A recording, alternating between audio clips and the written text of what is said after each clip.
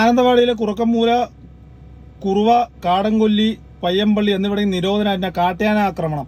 ഇന്ന് രാവിലെ ഒരു കാട്ടാന വീട്ടിൽ മതിലിടിച്ചു പൊളിച്ച് കയറി ഒരാളിനെ ചവിട്ടിക്കൊല്ലുന്ന വിഷ്വലും കാര്യങ്ങളെല്ലാം നമ്മൾ കണ്ടതാണ് രാവിലെ എണീറ്റിട്ട്. റേഡിയോ കോളർ വെച്ച ഒരു ആനയാണ് നിലവിൽ ഇങ്ങനെയുള്ള ആക്രമണം നടത്തിയിരിക്കുന്നത്. ഈ റേഡിയോ കോളർ വെച്ച ആന നിരീക്ഷിക്കുന്ന കർണാടകയിലെ ആ ഫോറസ്റ്റ് ഡിപ്പാർട്ട്മെന്റിലെ ആൾക്കാർ അട്ടം നോക്കിയിരുന്നതാണോ അതോ അവിടെ ഇരുന്നിട്ട് പബ്ജി കളിച്ചുകൊണ്ടിരുന്നതാണോ എന്നുള്ള കാര്യം അറിയില്ല. പക്ഷെ അവരുടെ അനാസ്ഥ കൊണ്ട് നഷ്ടമായത് ഒരു കുടുംബത്തിന്റെ നെടുന്തൂണാണ്. ആനകൾക്കും മൃഗങ്ങൾക്കും എല്ലാം എന്തെങ്കിലും ഉണ്ടെങ്കിൽ ചോദിക്കാൻ 100 പേരാണ് മേനകാ ഗാന്ധിനെ പോലെയുള്ളവർ. മനുഷ്യന്മാർക്ക് ഒന്നായി കഴിഞ്ഞാൽ ഒരാളും ചോദിക്കാനും ഒന്നും തന്നെ ഇല്ല. പിന്നെ നിലവിൽ അവരുടെ ആവാസ വ്യവസ്ഥയിൽ പോയിട്ട് ജീവിച്ച് അവരെ ശല്യം ചെയ്തിട്ടാണ് ആക്രമണം നടത്തിയെന്നൊന്നുമല്ല.